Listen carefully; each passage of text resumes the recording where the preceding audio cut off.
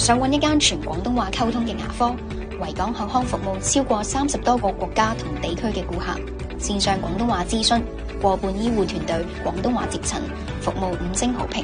提前預約即可申請免費 CT 檢查同400蚊優惠券。各位朋友，嗱，今日就初六啦，聽日就初七跑馬。咁啊喺新年期間咧，就除咗講馬之外咧，就講下一啲趣事俾大家聽。咁喺呢個新年期間咧，其實滿街滿巷咧，你哋都可以見到一啲大陸嘅遊客㗎。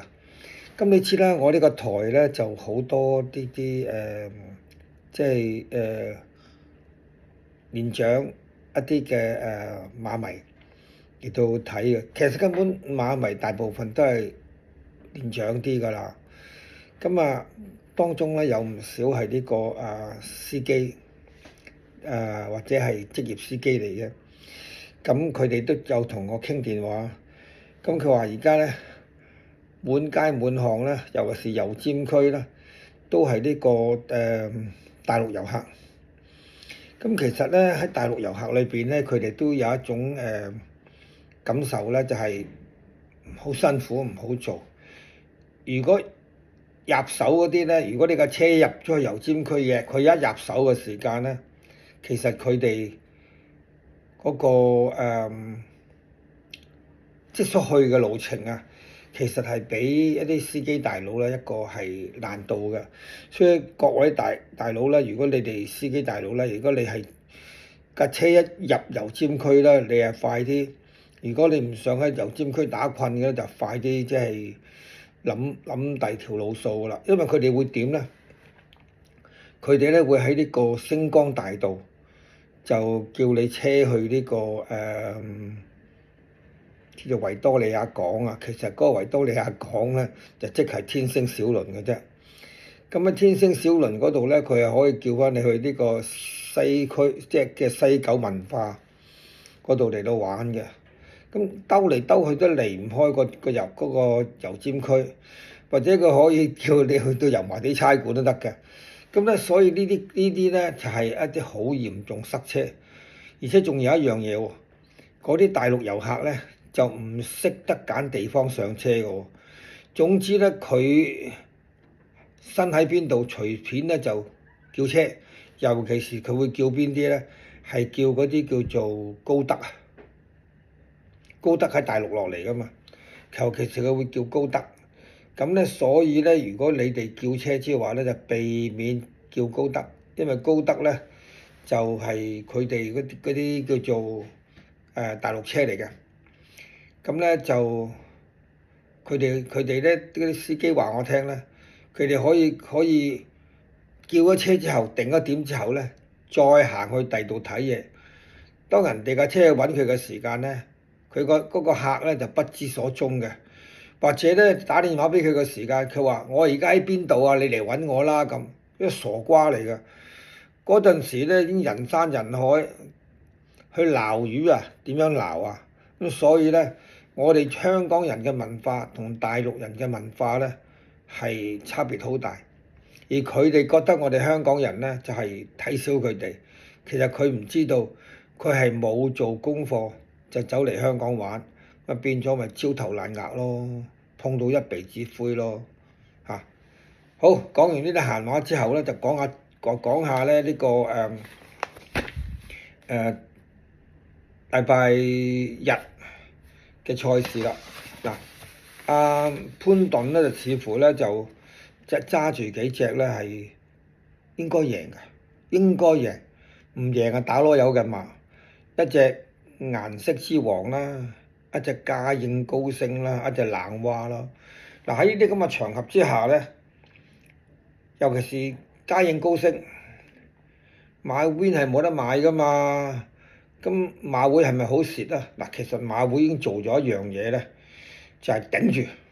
點樣頂住咧？嗱，其實嘉應高升，你咪當佢唔存在咯。咁你唔存在咁咪買唔到個 win 咯。唔使，我教你啊，買二重彩啊嘛，買嘉應高升行頭咪當佢唔存在咯，我當你贏咗噶啦。嘉應高升行咗頭，買第二嗰隻，咁你咪揀咯。但係其實咧喺聽日嘅賽事裏邊咧，有好多嗰啲場合咧係不宜賭博嘅，即係冇得賭嘅嚇。贏就應份，輸咧就周街都眼鏡㗎啦。而最令到人哋詫異嘅咧，就好似顏色之王，使乜揾到潘頓騎咧？呢啲就係此地無銀三百兩，求贏啊！你一向隻馬都係贏開㗎啦，上次跑過第二都唔可以話佢差㗎。上次跑過第二都唔係差㗎，只不過有陣時時也命也，或者喺各方面有一啲甩咳，賽馬唔係必勝㗎，係咪？咁啊，但係去到呢啲咁嘅場合咧，對買潘頓嘅馬咧，你哋要提高警覺嚇，自己考慮清楚買唔買得過。如果你與其買潘頓嘅 win 咧，不如買二重彩，咁樣就提高翻嗰個利用價值，即係提高潘頓嘅利用價值。佢利用你嘅時間，你咪利用翻佢咯，啱唔啱啊？佢唔敢食二重彩啊嘛，啊唔好講話個食字啦，講呢個攻擊啦，啊！佢唔夠膽攻擊二重彩嘅，因為其他啲馬唔係佢嘅。啊，當然佢賭台嘅時間，咁咪乜都冇啦，啱唔啱？嗱，所以咧，我唔認同有某啲騎師係冠軍騎師嘅原因就係咁，應贏嘅馬唔贏咗咪贏咗咯，有乜唔出奇啫？但係過去嗰幾日佢輸嘅馬係唔應該輸嘅。都輸咗啊嘛，係咪？冠軍而輸咗一啲唔應該輸嘅馬，係咪打攞有？嚇！相反之下，你睇人哋其他嗰啲騎師博馬嗰啲拼勁幾犀利，同佢嘅拼勁，打邊爐唔打攞有。好啦，咁啊講翻我聽日我嘅心水啦。嗱，我嘅心水其實咧，我就希望各位贏嘅啫，新年流流嚇。我希望各位贏，乜都係假嘅。總之咧，有三甲裏邊有佢份咧，我就覺得隻馬已經係盡力。咁好似頭先我講嗰隻顏色之王，上次佢跑第二，唔係曳㗎，有咩差啫？係咪？好似我俾嗰隻尾場嗰隻幾人安嗰隻，佢跑第二，咁俾一隻馬放到咗，咁追唔到，咁唔係奇喎。咁放到嗰隻馬忽然間神起上嚟，一個勢好又有餘勁，咁咪贏咗咯。咁佢跑過第二咧，其實都係啱數嘅，本分嘅。嗱，聽日我講嗰隻馬咧，就係叫做第5場嘅醒目高球，可能係熱門嚟㗎，但係熱門都唔介意啦，即係贏咪得咯。另一隻咧就係第11場嘅極上沙龍，嗱呢隻應該係有啲錢分嘅嚇。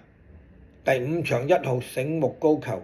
同埋第11場9號嘅極上沙龍就係我提供俾大家嘅。咁嗱，另外咧，我嘅贊助人咧喺新春期間咧，佢嘅行為舉動亦都令到我覺得非常之敬佩嘅。新嘅一年嚇，維港寄望喺新嘅一代啊，咁維港不遺餘力咁樣栽培下一代。嚇！你睇下維港嘅當事人點樣去同一班新嘅年青人，大家去溝通，融合埋一齊，咁樣嚟到擴闊見識嚇。OK， 大家睇睇。